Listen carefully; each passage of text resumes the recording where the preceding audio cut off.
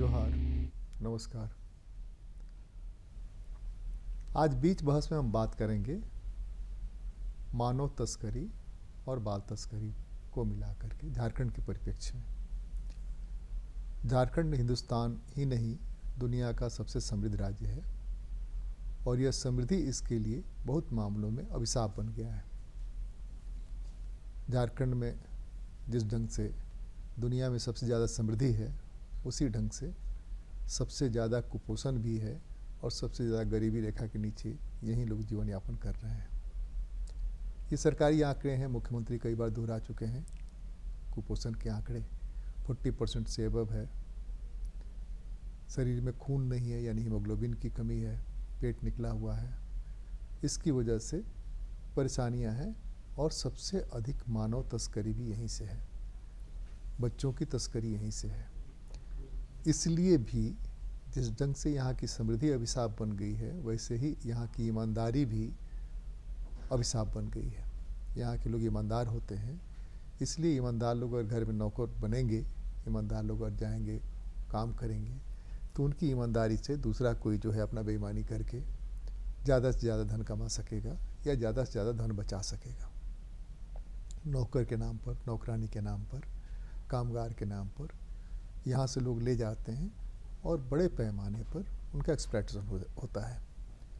भारत का यह संविधान हर किसी को गारंटी करता है दो चीज़ों की, कि वो कहीं भी आ जा सकता है, कहीं भी रोजगार कर सकता है हिंदुस्तान के दायरे में, कहीं भी संपत्ति बना सकता है। सर्टेन एरिया में जो 7 शेड्यूल के इलाके हैं, 6 शेड्यूल के इलाके हैं, वहाँ पर ज़मीन के संबंध में लेकर के कुछ मामले अटके हुए हैं, लेकिन फिर भी अपना तिकड़म लोग खोज ही लेते हैं।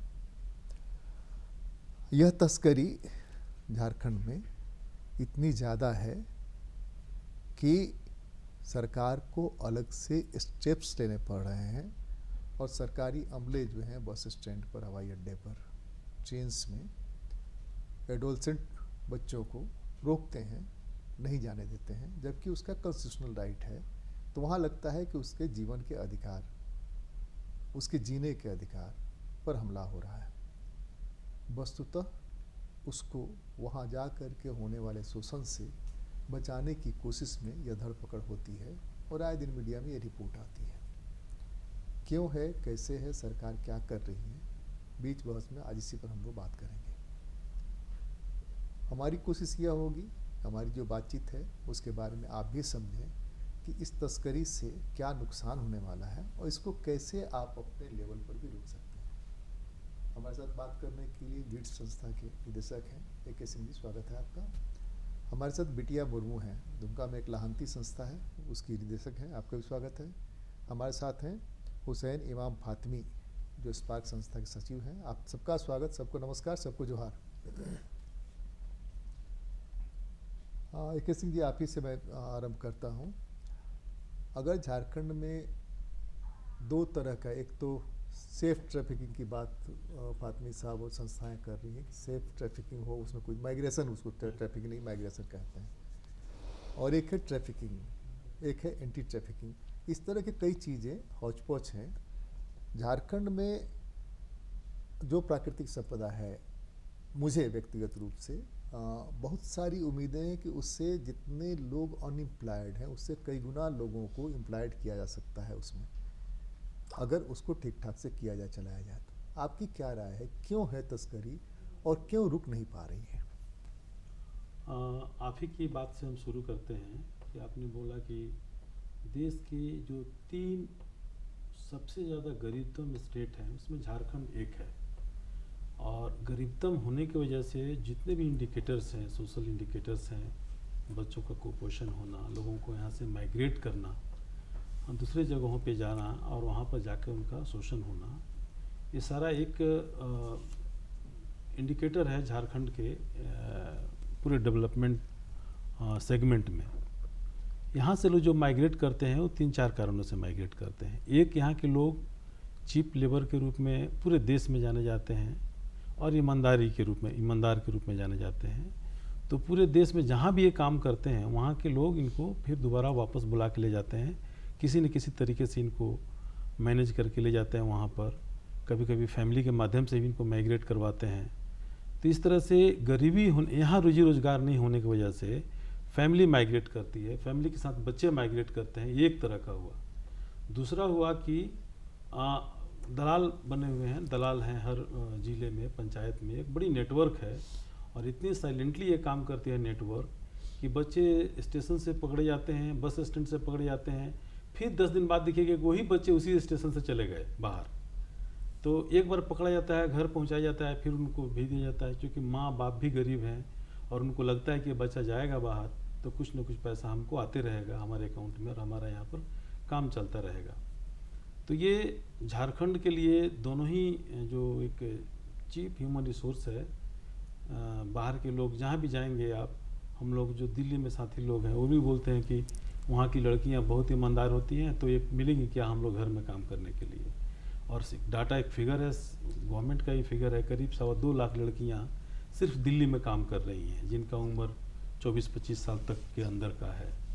तो ये अपने आप में एक बहुत ही बड़ा ऐसा सूचक है जो हम लोगों की विविधता को दिखाता है कि यहाँ के लोगों का, ह्यूमन रिसोर्स का किस तरह से एक्सप्लॉयटेशन हो रहा है। और कहीं भी वर्कफोर्स यदि चिप चला गया आपके स्टेट से बाहर, तो एक स्टेट जो है एक विशियस सर्कल के चक्कर में फंस जाता है, वहाँ का डेवलपमेंट प्रॉपर नहीं हो पाएगा, क्योंकि यहाँ के लोग दूसरे राज्यों के डेवलपमेंट के लिए काम कर रहे हैं, अपने स्टेट के लिए काम नहीं कर रहे हैं। यहाँ देखिए मनरेगा में हम लोगों का सबसे बड़ा समस्या है कि सारा काम पीछे इसलिए चलता है क्योंकि मनरेगा में मजदूर नहीं मिलते हैं, मशीन से काम नहीं कराना है। क्यों? क्योंकि यहाँ के लोग बिहार में, उत्तर प्रदेश में, आसपास के राज्यों में, छत्तीसगढ़ में ईंट भट्टा में काम करने चले जाते हैं, साथ में बच्चे चले गए। तो इस तरह से इस पूरी व्यवस्था को सुधार करने की ज़रूरत है। जो स्टेट के स्कीम्स हैं उसको ठीक से उसका क्रियान्वयन हो। जो स्कूल है, जैसे राइट टू एजुकेशन एक्ट है, अब इसमें स्कूल ठीक से राइट टू एजुकेशन एक्ट को इम्प्लीमेंट ही कर दिया जाए तो माइग्रेशन एंड ट्रैफिकिंग बच्चों का बहुत हद तक रुक सकता है, क्योंकि हर बच्चे को 14 साल तक के उम्र के हर बच्चों के स्कूल के अंदर होना है। लेकिन लूंज पूंज व्यवस्था के कारण बच्चों का इनरोलमेंट है तो उनके स्कूल नहीं जाते हैं, स्कूल जाते हैं तो वहाँ पढ़ाई नहीं होती है, पढ़ाई नहीं होती है तो फिर उनको लगता है कि जाके क्या फ़ायदा जब टीचर ही नहीं है स्कूल में। तो ये सारे मुद्दे हैं, एक दूसरे से जुड़े हुए हैं, एक तो कारण नहीं है, मल्टीपल कारण हैं जो ये बताते हैं, जो ये कंट्रीब्यूट करते हैं कि यहाँ के लोग माइग्रेट करते हैं और बच्चे भी साथ में माइग्रेट करते हैं, और यहाँ के बच्चों को लोग बेच भी देते हैं। जैसे आप बहुत सारे केस देखेंगे कि यहाँ की लड़कियों को लोग ले जाते हैं, जो मेल फीमेल रेशियो है वो सबसे ख़राब है हरियाणा का। तो यहाँ क्या करते हैं कि 2 भाई यहाँ से लड़कियों को ले गए और 2 भाई शादी कर लिए। अब दोनों के पास वो एक तरह से वो इलीगल एक्टिविटी में शामिल हो जाती है। तो ऐसे भी केसेस हैं, इन कारणों से भी लड़कियों को यहाँ से ले जाते हैं लोग। तो बिटिया मुर्मू, दुमका जो है उपराजधानी है और संथाल परगना पूरा का पूरा इलाका जो है आपका बहुत काम किया हुआ इलाका है। उन इलाकों से भी बड़ी संख्या में महिलाएं जाती हैं, और मेरी जानकारी जो है आप ही लोगों के माध्यम से सबसे ज़्यादा एकल महिलाएं हिंदुस्तान में दुमका में ही हैं, संथाल परगना के इलाके में। तो उनका भी माइग्रेशन होता है, उनकी भी तस्करी होती है। आपको क्या लगता है क्यों होती है, कैसे होती है?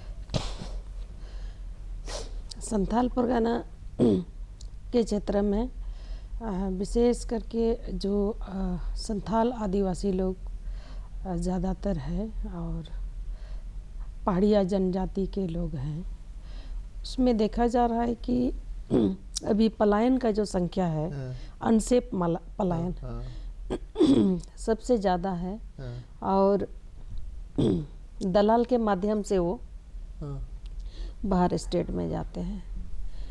और किसी भी गांव में जो दलाल घुसते हैं और ये भी केवल काम देने के प्रलोभन दे करके लोगों को एकत्रित करते हैं, और वहाँ का जो हमारे लेबर है वो नहीं पता है कि हमको किधर जाना है और कितना मजदूरी मिलेगा और कहाँ जाना है, किस काम के लिए जाना है, ये बिना पूछे ही चल देते हैं।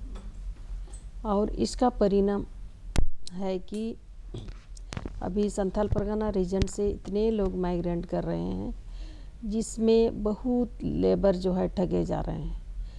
काम करके आते हैं, 6-6 महीना साल भर काम करते हैं, लेकिन उसको मजदूरी भी नहीं मिलता है। वो दलाल बीच में उनको ठग लेता है और उनके साथ जो बहुत सारी दुर्घटनाएं होती है उसके लिए भी उसको कंपनसेशन भी नहीं क्लेम कर पाते हैं, क्योंकि उनके परिवार के लोगों को ये पता नहीं होता है कि हमारे लोग कहाँ गए हैं, किस कंपनी में काम करें, किस ठेकेदार के अंदर काम करें।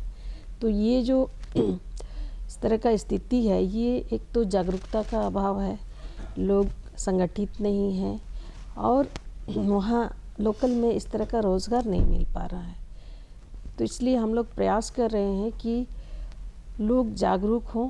नहीं, रोजगार के बारे में जो आप कह रही हैं, बड़े पैमाने पर पिछले 10 सालों में या झारखंड बनने के बाद वहाँ तरह तरह के रोजगार सृजित हुए हैं, लीगल से लेकर इलीगल माइनिंग तक। तो उसमें उनको जॉब नहीं मिलता है क्या? ये हाँ, लीगल जो माइनिंग है या इलीगल माइनिंग है, हाँ। उसमें स्थानीय लोगों को स्किल नहीं रहने के कारण उसमें जॉब नहीं मिल पाता है। एक लेबर ग्रेड में जो काम करता है उसमें भी उनको पूरे बहुत ही कम में काम मिल पाता है। क्यों? माइनर्स जो हैं उनके लिए तो कोई स्किल नहीं चाहिए, जहाँ तक मेरी जानकारी है। सीसीएल वगैरह में भर्ती होने के लिए चाहिए, सेल में भर्ती होने के लिए चाहिए, एक सर्टिफिकेट चाहिए कि माइनर्स वो कर सकते हैं। लेकिन सामान्य जो माइनिंग है उसमें तो चले जाते हैं लोग ऐसे ही चले जाते हैं। लेकिन आप ही जो कह रहे चीप लेबर है तो और आसान है कि उन लोगों को ले जाना। ये एक तो है कि वहाँ जैसे पत्थर खदान है जी। उसमें मशीन से पत्थर को निकाला जाता है, क्रेशर में उसको चिप्स बनाया जाता है। तो वहाँ पर जो मजदूर का जो संख्या है वो बहुत ही कम संख्या में है और वो बहुत हार्ड वर्क होता है, जो महिलाओं के लिए बहुत जोखिम भरा है। जो हमारे बच्चे भी उसमें कुछ तो काम करते हैं, लेकिन वो बहुत नहीं है और वो उतना बड़े एरिया को वो काम नहीं दे पाता है, इसलिए भी वो हमको लगता है कि पत्थर खनन जो है हिंदुस्तान में उतना ज़्यादा कहीं नहीं होता हो जितना संथाल परगना में होता है। अभी तो मामला भी बहुत सारा चल ही रहा है, जांच का विषय। इतना माइनिंग पत्थर का और इतना ज़्यादा देश विदेश में सप्लाई, इसलिए कि माना जाता है कि बेस्ट चिप्स वहाँ से निकलता है। बिल्कुल चिप्स निकलता है। तो नई ट्रेनें जो आई, रेल लाइन बिछी, उसमें सबसे ज़्यादा इस्तेमाल उसी का हो रहा है, चिप्स ढोने का, सारे पहाड़ तोड़ने का। नहीं जी, वो होता है, लेकिन उस पहाड़ में जो अभी मशीन जो काम कर रहे हैं जिस तरह से, वो मशीन मजदूरों का काम करता है। उसमें पत्थर निकालने का भी मशीन कर रहे हैं, चिप्स बनाने का मशीन काम कर रहे हैं, ढोने का भी मशीन काम कर रहा है। और उस जो प्रदूषण में जो लोग भी, जितने भी लोग काम कर रहे हैं वो बहुत जोखिम भरा में काम कर रहे हैं, क्योंकि जो लेबर अगर उस क्रेशर में काम कर लिया तो उसको टीबी या अस्थमा, बहुत गंभीर बीमारी, हाँ, अस्थमा रोग होना एकदम ही है। और उस क्षेत्र में रिसर्च होना चाहिए कि यहाँ के लोगों में टीबी, अस्थमा जैसे रोग जो है भरा पड़ा है और उसको किस एंगल से हमारे स्वास्थ्य विभाग भी देख रहे हैं, किस तरह से कर रहे हैं। लेकिन वहाँ ये बीमारी बहुत भयानक रूप से बढ़ रहा है। दूसरा, वहाँ का जो बच्चे हैं जो उस क्रेशर में काम करता है, उसके लिए भी बहुत संक्रामण रोग से ग्रसित हो रहे हैं, स्कूल से ड्रॉप आउट हो रहे हैं। और वही बच्चा जब 14-15 साल के हो जाते हैं तो वो दलाल के चक्कर में पढ़ करके वो बाहर प्रदेश चले जाते हैं और अपना स्कूल पढ़ाई छोड़ करके वो दूसरे प्रदेश में जाते हैं। अभी हम आपसे बात करेंगे सेकेंड राउंड में, क्रशर से वो काम करने को विवश क्यों हैं, जबकि आरटी में पोशाक भी मिलता है, भोजन भी मिलता है, आंगनबाड़ी से लेकर के वहाँ तक भोजन, कपड़े वगैरह की स्कॉलरशिप, स्टाइपेंड मिलता है, स्कॉलरशिप मिलता है, ये सारा कुछ। तो अगले बार सवाल करेंगे अभी फातमी जी से। फातमी जी, आपकी क्या राय है, क्यों है यहाँ से सबसे ज़्यादा तस्करी और कैसे रोकने के लिए सरकारी कोशिश जो है वो कितनी सफल है? जी बहुत बहुत धन्यवाद। मैं जहाँ तक मेरा अनुभव है इस संदर्भ में, तो सबसे पहले जैसे कि सबको मालूम है कि झारखंड में 80% लोग गांव में रहते हैं और उनका मुख्य पेशा कृषि से आधारित है। मतलब कृषि पर सबसे ज़्यादा लोग आश्रित हैं और उससे उनका जीवन चलता है। तो यहाँ पे अगर ये देखा जाए कि झारखंड की कृषि ज़्यादा मोनोक्रॉपिंग है, सिर्फ मतलब मानसून की फसल यहाँ पे उगाते हैं और करीब 9% जो ज़मीन है उसमें सिंचाई की व्यवस्था है। तो जो ज़मीन का जो होल्डिंग है, लैंड होल्डिंग जो है वो इतना है लोगों के पास कि ज़्यादा स्मॉल फार्मर और मार्जिनल फार्मर ज़्यादा हैं। अब उसमें समस्या ये होती है कि उनको अनाज का उत्पादन जो होता है वो साल भर नहीं चलता है, 6 महीना से 7 महीना, किसी का 8 महीना ऐसे करके चलता है। जो कुछ बड़े किसान हैं उनका साल भर भी होता है। ज़्यादातर लोगों का जो अनाज उत्पादन है वो 6 महीने से 8 महीने का उनका अपने ज़मीन से होता है। बाकी के जो 6 महीने हैं या 4 महीने हैं उसके लिए उनको अनाज चाहिए, खाना चाहिए, रोज़गार चाहिए, और इस अवस्था में उनको पलायन करना उनकी मजबूरी हो जाता है। तो झारखंड में जो पलायन है, जिस पलायन की हम लोग बात कर रहे हैं और जिसके वजह से ट्रैफिकिंग की बात चल रही है, उसमें ये है कि डिस्ट्रेस माइग्रेशन है, मजबूरी में माइग्रेशन है कि खाना नहीं है इसीलिए जाना है। तो उस अवस्था में वो ठगी के शिकार होते हैं और ठगी के शिकार होते हैं और उस अवस्था में ट्रैफिकिंग के भी शिकार होते हैं। तो मेरा ये मानना है कि जो डिस्ट्रेस माइग्रेशन है वो सबसे बड़ा यहाँ पे समस्या है कि उसको मजबूरी में ना जाए। मतलब इच्छा से जाए तो बहुत अच्छा है, सब जाते हैं, सब लोग को जाना चाहिए, लेकिन मजबूरी में जाना एक अलग समस्या उत्पन्न कर रही है।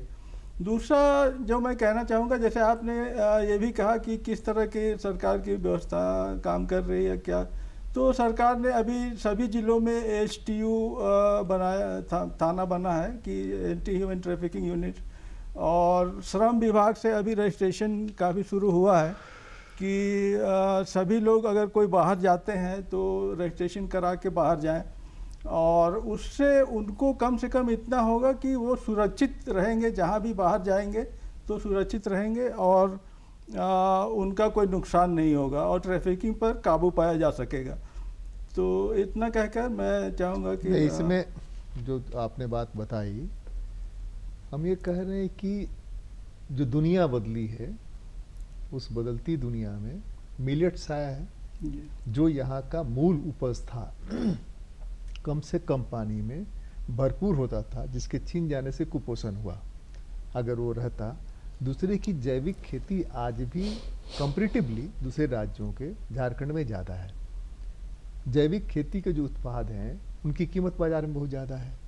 तो इन सब चीज़ों से सरकार चाहे तो बैलेंस कर सकती है। शुरू में हमने कहा, जब इंट्रोडक्टरी में बात कर रहा था उसमें हमने यही कहा कि यहाँ रास्ते हैं, रास्ते बनाने की कोशिश होनी चाहिए कि भाई यहाँ क्या हो सकता है और यहाँ जो है उसमें उसकी आमदनी कितनी बढ़े।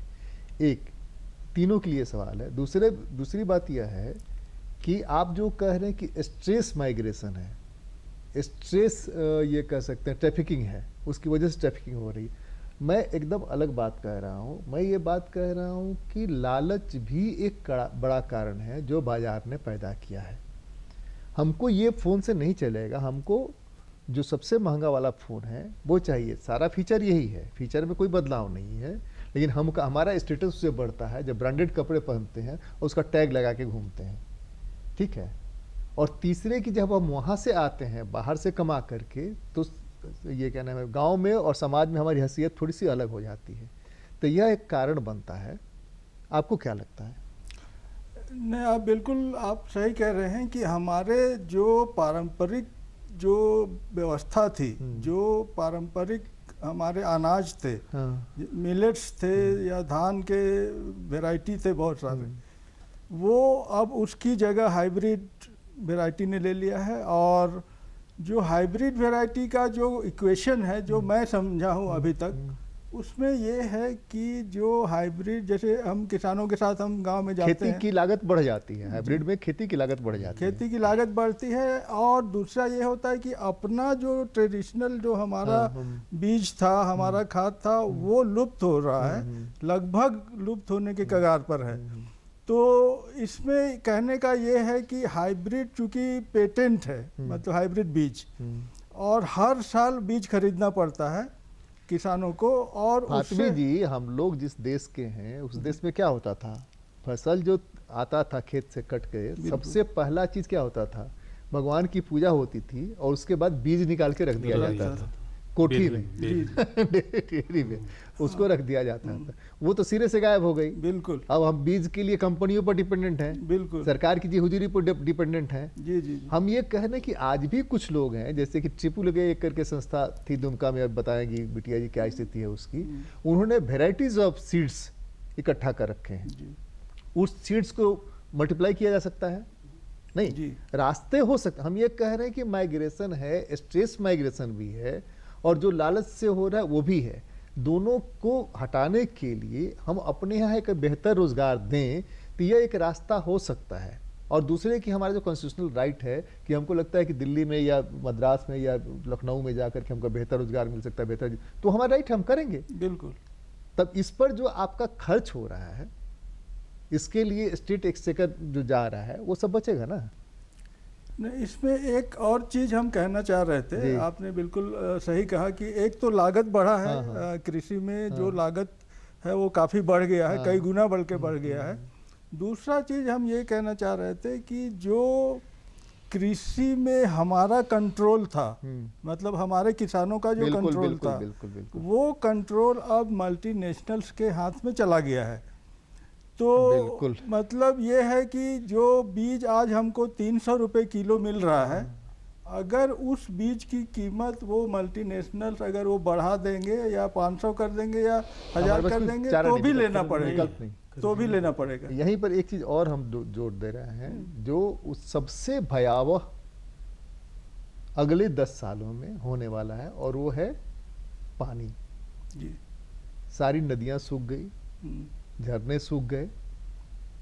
अब पानी नदियों और झरनों से ही ग्राउंड वाटर चार्ज होता है ना, जी उसके चार्ज करने के लिए कोई अलग व्यवस्था है नहीं। तो पानी अगर नहीं होगा तो फसलें कैसे होंगी, और बिल्कुल। फसलें नहीं होंगी तो लोग खाएंगे क्या? जी नहीं, तब पत्थर बेचेंगे, कोयला बेचेंगे, आभा, ये क्या नाम, तांबा बेचेंगे, यही जो हमारे यहाँ है उसी को बेचेंगे, और उससे सिलिकोसिस के शिकार होंगे।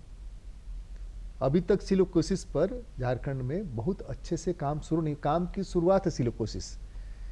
पत्थर में जो भी लगे हुए हैं उनको जो बीमारी होती है पता तब चलता है जब लगभग अंतिम चरण में पहुंच चुके होते हैं कैंसर में। जी वो जो पत्थर का छोटा छोटा कण जो है, कितना हो आप बांधिए उसको, मास्क लगाइए, उससे कोई बहुत फर्क नहीं पड़ता है, वो धीरे धीरे जाएगा। इतना पतला वो होता है कि सांस के साथ चला जाता है। वैसी स्थिति में जब हमारे पास RTE है, जी AK सिंह जी, हमारे पास RTE है, हमारे पास आंगनबाड़ी है, हमारे पास स्टाइपेंड है, हमारे पास बहुत सारी चीज़ें हैं, हमारे पास आयुष्मान ट्रांसफ़र हो सकता है, राशन कार्ड ट्रांसफ़र हो सकता है। लेकिन यहाँ ईंट पाथने के लिए बिहार से मजदूर आएंगे, और वहाँ ईंट पाथने के लिए यहाँ से मजदूर जाएंगे, ठीक है ना। और वहाँ जा करके जिस खराब स्थिति में रहते हैं वो सोच ही नहीं सकते। यहाँ तो कम से कम उनकी झोपड़ी है ना भाई, है खराब स्थिति यहाँ भी। प्रधानमंत्री आवास, इंदिरा आवास बहुत सारे लोगों को मिला है, खराब स्थिति है, लेकिन उस उतनी बदतर स्थिति नहीं ना है कि कोई मुंह छाटते हुए आता है और आकर के हुकूमत चला के चला जाता है, एक्सप्लॉइट करके चला जाता है। ये तो है अपने यहाँ।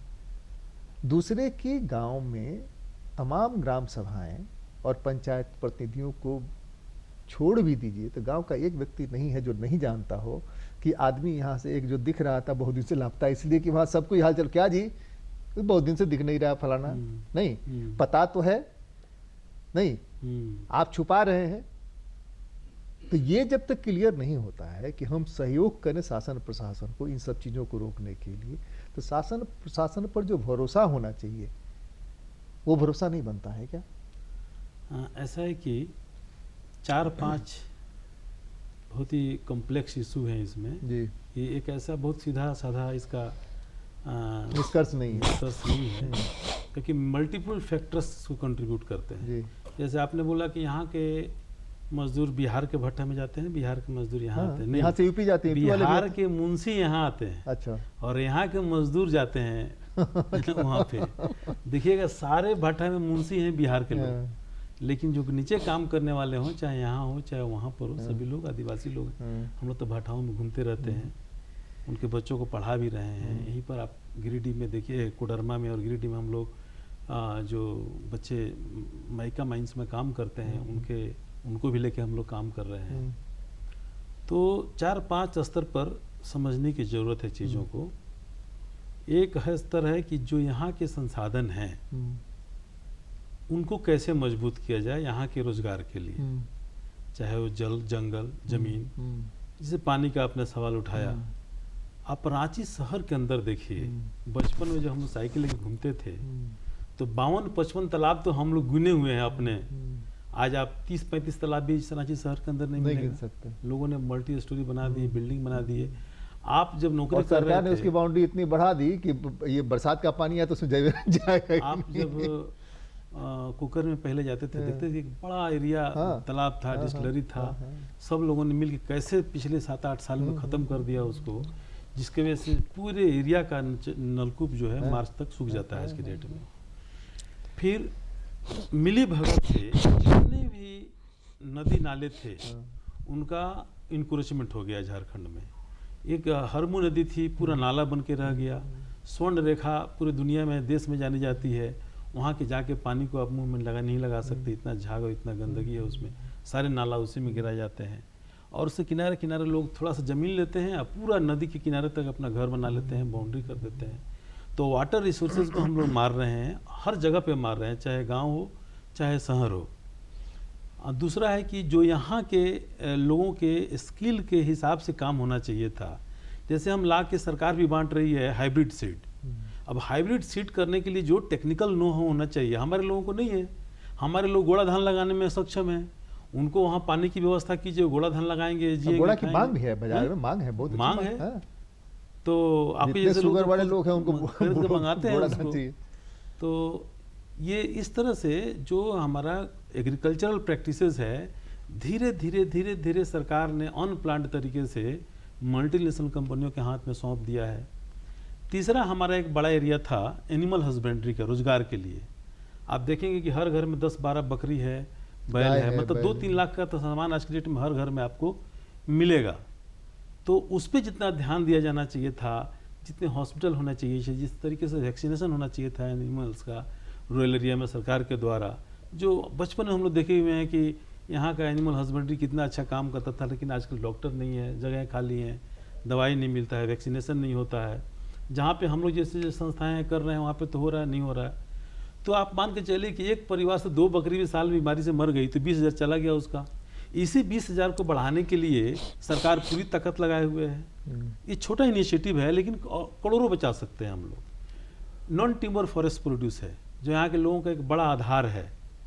अब बाहर के लोग, बाहर के दलाल यहाँ से लाख खरीद के लेके चले जाते हैं, 70 रुपये 80 रुपये किलो, थोड़ा सा ग्रेडिंग करके 200 रुपये किलो बेचते हैं, थोड़ा सा प्रोसेसिंग करके 500 रुपये किलो बेचते हैं। हमारे लोग कर सकते थे, लेकिन एक भी अब सरकार की इनिशिएटिव इसमें नहीं देखिएगा लाह में कि सरकार लाह, महुआ, करंज, कुसुम के ऊपर में कोई विशेष इनिशिएटिव ले। वहीं तक इनकी भूमिका गाँव वालों की लिमिट है कि चुन के लाए और बेच दिए बाजार में, दलालों के हाथ में चला गया, वहाँ से बाहर चला गया। तीसरा है कि यहाँ के लोगों की एक सब्सटेंशियल डिपेंडेंसी है सरकार के स्कीम्स के ऊपर, वेलफेयर स्कीम्स के ऊपर में। वेलफेयर स्कीम्स का ये हालत है कि पूरे देश में जो गेहूँ नहीं बंटता है वो झारखंड में लाके बांटा जाता है, यहाँ गरीबों को दिया जाता है। जो गेहूँ बारिश में भीग गया स्टेशन में बाहर में, वो ला करके यहाँ का जो जन वितरण प्रणाली है बिहार में नहीं चलेगा, बिहार में लोग मारपीट कर देंगे, तो उन सारी चीज़ों को कलेक्ट करके झारखंड में, छत्तीसगढ़ में, उड़ीसा में पहुँचा दिया जाता है। ताकि आदिवासी लगता है कि जैसे ये गेहूँ खराब हो गया, अच्छा ये भेज दो, झारखंड भेज दो, मतलब झारखंड के लोग बचाने की क्षमता थोड़ी ज़्यादा। हाँ तो इस तरह से यहाँ के लोगों को भी जागरूक होना है। स्टेट स्कीम्स में हमारे राइट्स है, वहाँ आना तय हमको प्रॉपर तरीके से मिलना चाहिए। दूसरी बात है कि हमारे बच्चे ट्रैफिक होते हैं। क्यों होते हैं? जब हमारे यहाँ इतने स्कूल्स हैं फिर भी बच्चे स्कूल में नहीं दिखते हैं। किसी भी दिन आप जाके देखिए 40% 42% बच्चे हैं। कुछ कोशिश होती है 10-15 दिन के लिए, फिर उसके बाद कोई कोशिश नहीं होती कि बच्चे हमारे स्कूल में रहें, लड़कियाँ स्कूल में रहें। जो थोड़ा सा सक्षम है बेटे को भेज दिया सर बाहर के स्कूल में और वहाँ रह गए, लड़कियाँ रह गई, थोड़ा मोड़ा सीख ली, काम करने लायक, उनको दिल्ली भेज दिया, बॉम्बे भेज दिया। और यदि मैट्रिक पास कोई लड़की जाती है ट्रैफिक होकर के दिल्ली में, तो ऐसे ही 15,000 रुपये महीना मिलेगा उसको, घर का काम करेगी, देख रेख करेगी।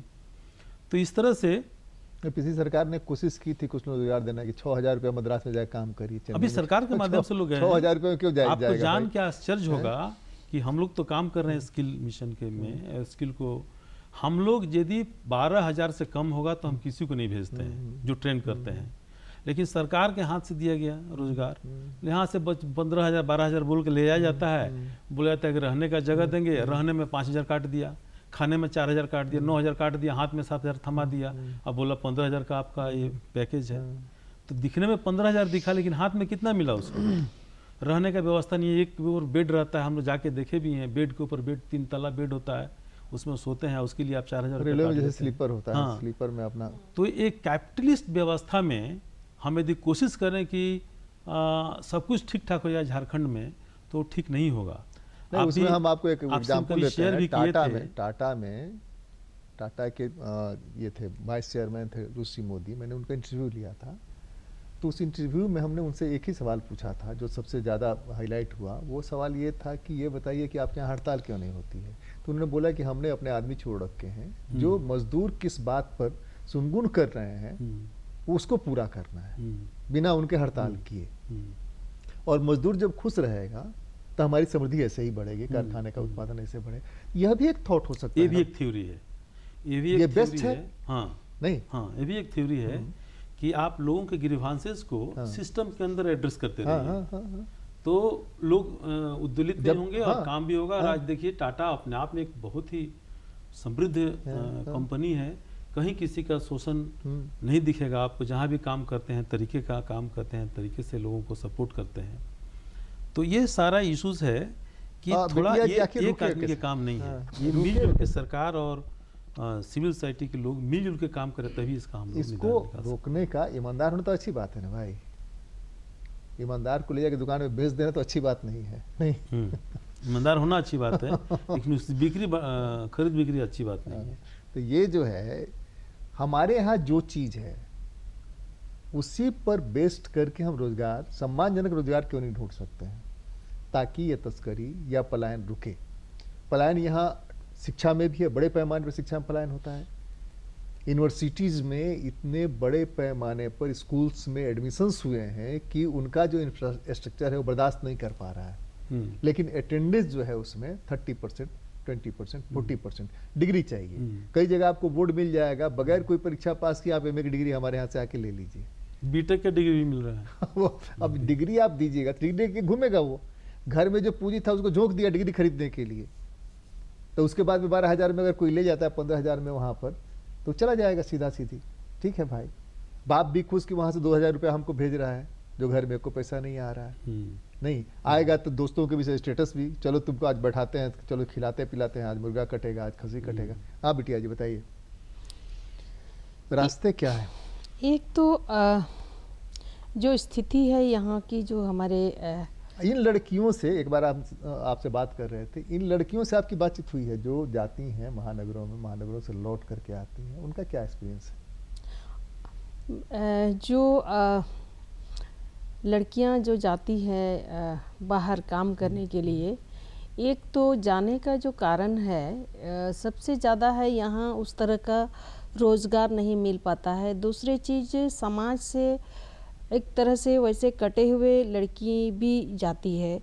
जो अभी आपने एक सवाल किया था कि सबसे ज़्यादा झारखंड में संथाल रीजन में सिंगल वीमेन मिलती है, तो ये एक आदिवासी समाज में एक कुप्रथा है जो शादी करके छोड़ने वाला जो प्रथा है, तो ये बहुत ज़बरदस्त है। शादी बाल विवाह हो गया, फिर नहीं पसंद आया तो छोड़ दिया, फिर वो लड़की जो मायके वापस आती है तो मायके में भी उतना अच्छा स्थान उसको नहीं मिलता है।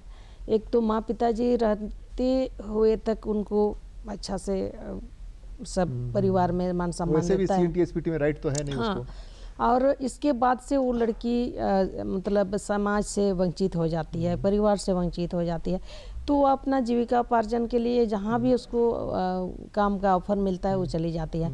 और वैसे लड़की ही ज़्यादा ट्रैफिक हो जाती है जो दलाल के चक्कर में पड़ती हैं। तो एक ये भी कारण है। दूसरी चीज़ है कि हमारे क्षेत्र में जो जिस तरह से रोज़गार मिलना चाहिए वो रोज़गार नहीं हो पाता है। सरकार का कई स्कीम है, लेकिन धरातल पे अगर देखा जाए जिस तरह से सक्सेस होना चाहिए वो चीज़ नहीं हो पाता। ये अवेयरनेस का कमी है, इस और काम करने की ज़रूरत है। और विशेष करके जो वहाँ से जो लड़की जाती है, कुछ लड़की तो बहुत अच्छा काम करके लौटती है, फिर ले जाती है, वही बाद में दलाल बन जाती है। और अच्छे अच्छे घर का भी लड़की जाती है, जो उनको लगता है कि दिल्ली जैसे महानगरों में अगर हम रह करके काम करें तो वहाँ का स्टेटस और यहाँ गांव में आने से उसको हर कोई लगता है ये जो बाजारवाद का जो प्रभाव है ये हमारे गांव तक पड़ा है और सभी पे पड़ा है। आजकल सभी को गाना सुनने के लिए भी ये एंड्रॉयड फ़ोन चाहिए होगा, सिनेमा देखने के लिए भी चाहिए गाना। हाँ, तो ये बहुत प्रभाव पड़ा है और इसका ये हर ई में दिखाई पड़ रहा है। एक बंगाली बच्चा को भी ये फ़ोन चाहिए होगा। तो उस तरह से एक लड़कियां भी उसी तरह से, लेकिन वो लड़की जब वापस आती है समाज में, लेकिन उनके साथ जो है वो एक्सेप्टेंस नहीं होता है जो पुरुषों के साथ होता है। अच्छा। क्योंकि लड़की अगर दिल्ली बम्बई जाती है जहाँ बाहर से लौट करके, तो समाज उसको देखता है कि ये तो दिल्ली घूमने वाली लड़की है। बाद में लेकिन उसका पैसा एक्सेप्ट हो जाता है ना, पैसा जो परिवार घर को भेजती है। हाँ, परिवार में जो पैसा मिलता है पैसा एक्सेप्ट हो जाता है। लेकिन बहुत ऐसा भी उनके साथ घटना होती है जो मतलब वापस नहीं आ पाती है, आ भी जाती है तो वहाँ से 6-6 महीना काम करके, साल भर काम करके पैसा नहीं मिलता है, मुश्किल अवस्था में आता है। कई लड़की ऐसे प्रेग्नेंट करके आ जाती है, तो कई तरह की समस्या है। और उस अवस्था में आती है तो समाज उसके ऊपर या परिवार उसके ऊपर उसी के ऊपर अंगुली उठाता है, टूट पड़ते हैं कि इसको समाज से बहिष्कार करो या परिवार से निकाल दो।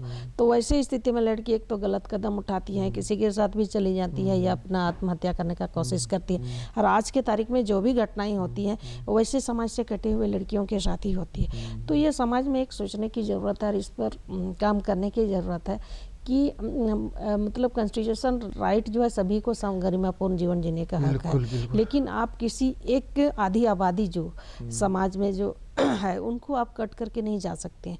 जो हमारा ट्रेडिशनल व्यवस्था के तहत जो ग्राम सभा है, इसमें इस तरह का एजेंडा को भी लाना चाहिए। हम महिलाओं को कैसे सम्मान दें, कैसे स्थान दें, उनके लिए क्या उचित व्यवस्था हो सकती है, अगर ऐसा होता है तो उसके लिए क्या करना चाहिए।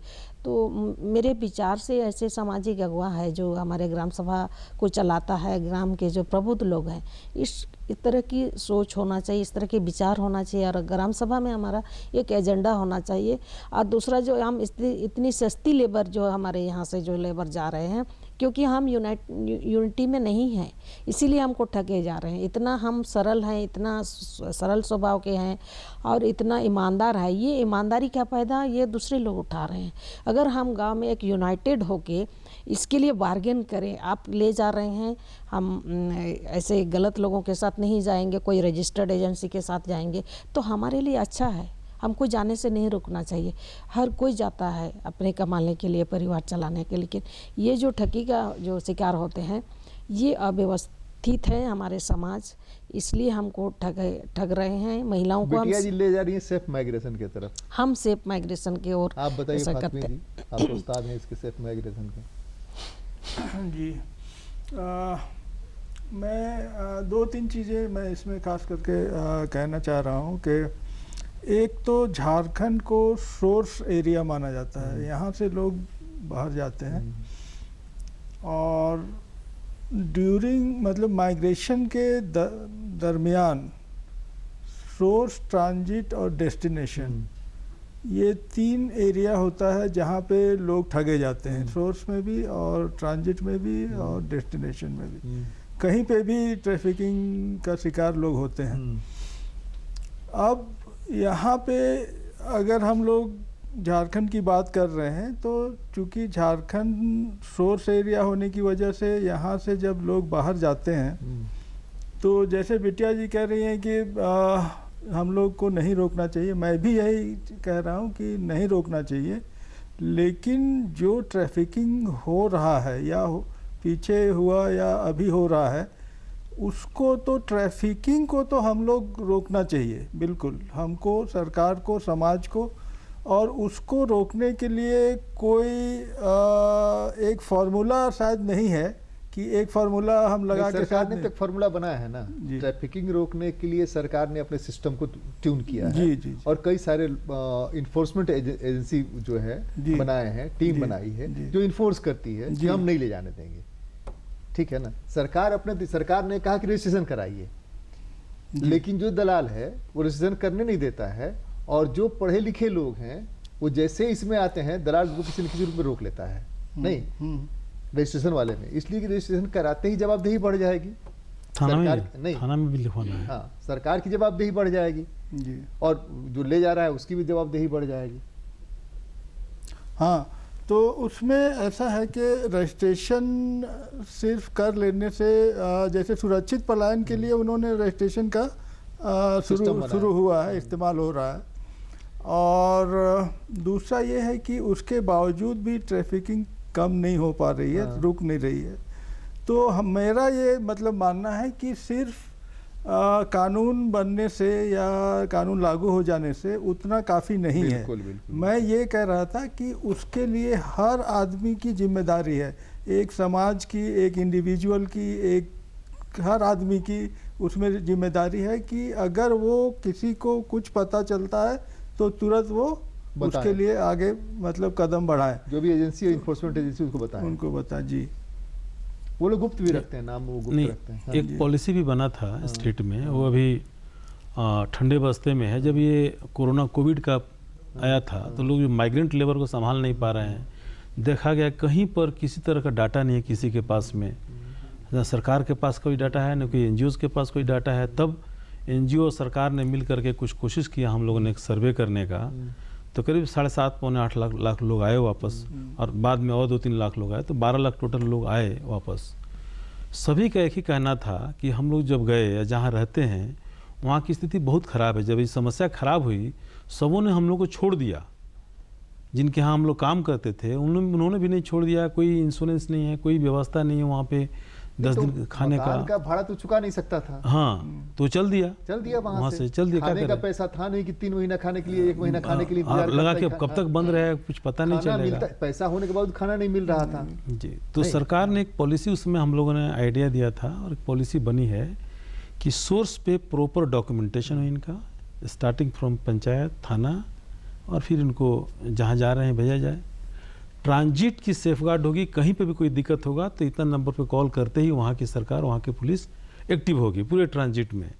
और डेस्टिनेशन में जहाँ भी ये काम करेंगे उनका ये इंश्योरेंस होगा, उनका वहाँ रजिस्ट्रेशन होगा, और वहाँ का जो उनका मानदेय मिलता है वो कैश नहीं मिल करके उनके अकाउंट्स में मिलेगा, उनके ATM कार्ड मिलेगा सब, मैंने ताकि प्रॉपर तरीके से रेगुलेट हो चुके, और जो पैसा लोग दे रहे हैं वो कितना दे रहे हैं, किस रेट से दे रहे हैं, ये भी रिकॉर्ड हो सके। और वहाँ की सरकार, झारखंड में एक यूनिट रहेगी इस पूरे इन तरह की चीज़ों को देखने का, और अलग अलग राज्यों में अभी सिर्फ लेह लद्दाख में BRO ने किया है इसको, तो बॉर्डर रोड ऑर्गेनाइजेशन ने। तो उसी तरह के अरेंजमेंट जहाँ जहाँ सूरत में हो, बॉम्बे में हो, बेंगलुरु में हो, उसमें विनोद सिंह को बहुत लगना पड़ा करने का, हाँ, करने का अरेंजमेंट करने का है, ताकि हमारे लोग मानेंगे नहीं, गरीबी है, शिक्षित लोग नहीं हैं उतने, बाहर जाएंगे अपने रोजगार के लिए, लेकिन वो प्रॉपर रिकॉर्डिंग में रहें और लीगल फ्रेमवर्क में काम करें, तो मुझे लगता है कि इतनी सारी समस्या नहीं आएगी।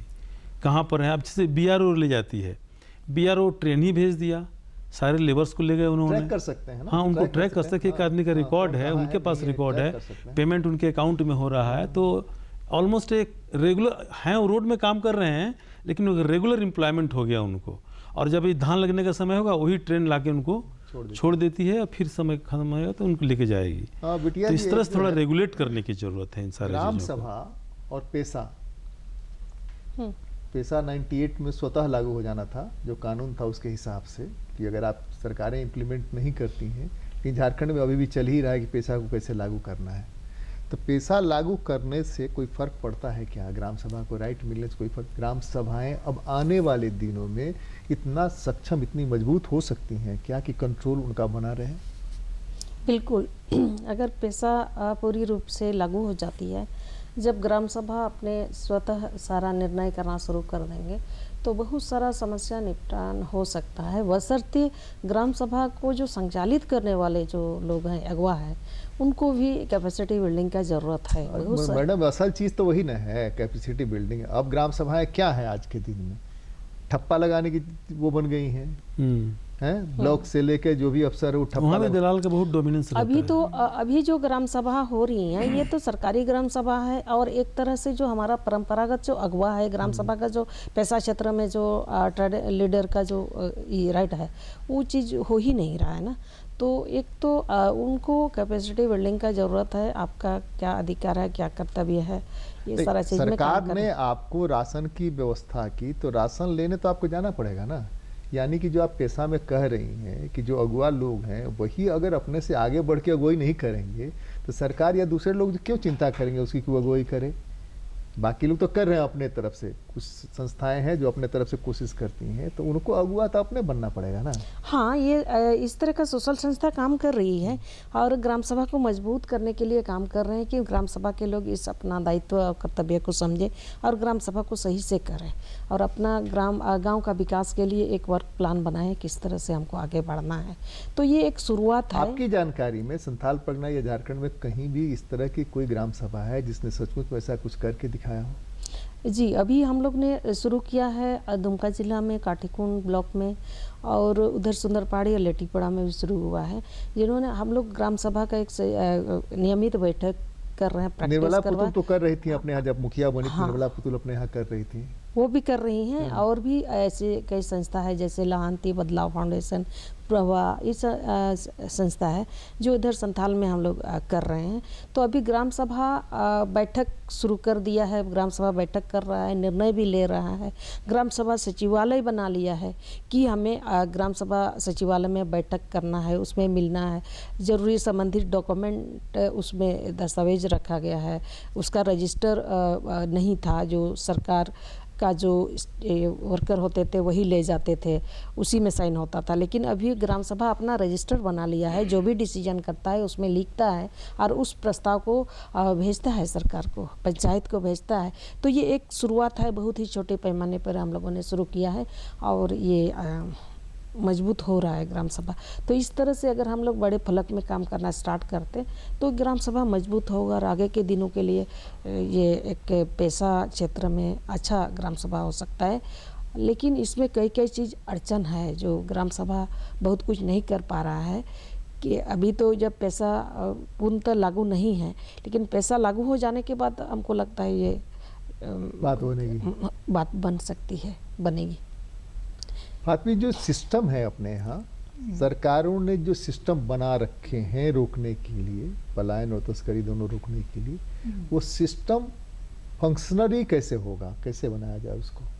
क्या कि हम हर चीज़ के लिए उम्मीद करते हैं कि सरकार ही जो मन करे सो कर दे, हम उसके सहयोगी की भूमिका में नहीं आते हैं कि भाई ऐसा होना चाहिए, ये होना चाहिए, नहीं।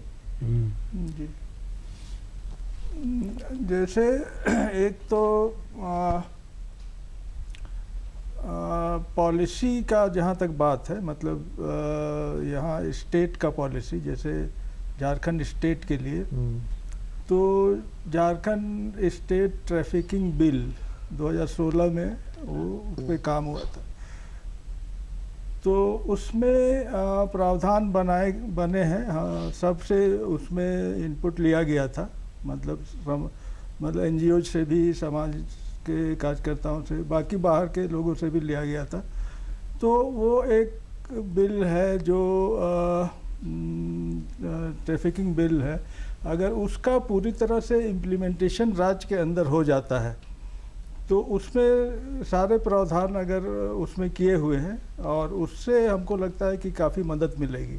लेकिन दूसरा एक पक्ष है कि जो सिविल सोसाइटी है, मतलब हम लोगों का जो समाज है, जो एनजीओज है, जो नागरिक समाज है, उनका भी उतना ही रोल है कि वो भी आगे बढ़कर उसको समस्या से निपटने के लिए आगे आना चाहिए। हर किसी को भी, कोई भी व्यक्ति जो जिसके सामने से अगर कोई उस तरह का समस्या दिखे तो वो आवाज़ उठाए उसके खिलाफ। और तो हमको लगता है कि जब दोनों काम करेगा तो हमको लगता है कि आसानी से हम लोग एक नतीजे तक पहुंच पाएंगे। एक स्लेट बना है, पता नहीं आपने देखी है कि नहीं देखी वो स्लेट है कि आप कुछ भी लिखिए, बटन दबाइए तुरंत गायब हो जाता है। मेरे ऑफिस पहले में ब्लैक बोर्ड हुआ करता था, स्लेट हुआ करता था जिस पर लिखिए, जिसको मिटाना पड़ता था। तो अब तो बटन दबाइए मिट जाता है, या नजर हटी और वो मिट गया।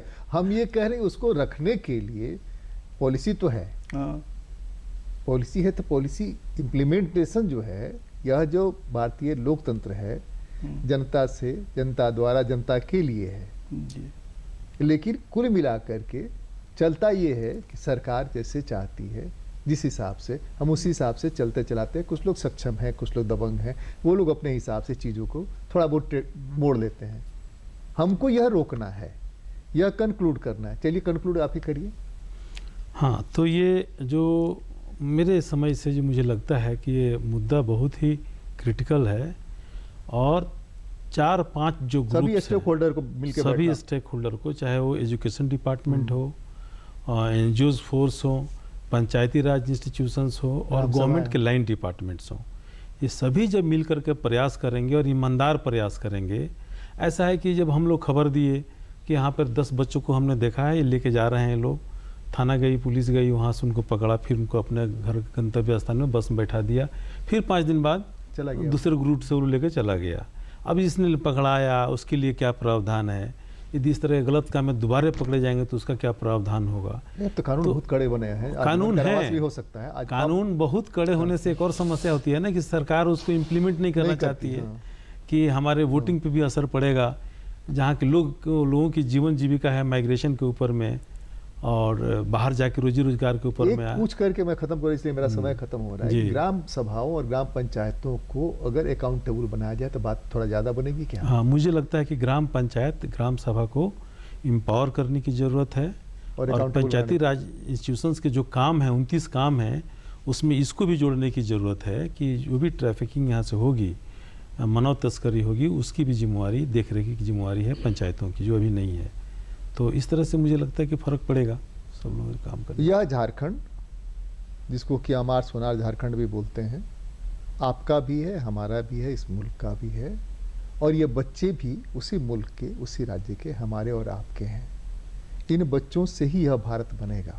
इन बच्चों में से कोई मुख्यमंत्री बन सकता है, कोई प्रधानमंत्री बन सकता है, इन महिलाओं में से कोई मंत्री बन सकता है, कोई विधायक बन सकती है। इनकी तस्करी हो रही है, हमारी भी जिम्मेवारी कुछ बनती है। अगर हम थोड़ी बहुत भी अपनी जिम्मेदारी समझने लगें, हमको लगता है कि बात बन जाएगी, और तस्करी तो रुक जाएगी। तस्करी तब कोई नहीं कर सकेगा अगर उनको यही सम्मानजनक रोजगार की व्यवस्था हो जाती है। बीच बहस में आज तो बस इतना ही, अगली बार मिलते हैं तो किसी और मुद्दे पर चर्चा करते हैं। बहुत बहुत धन्यवाद। जोहार, नमस्कार।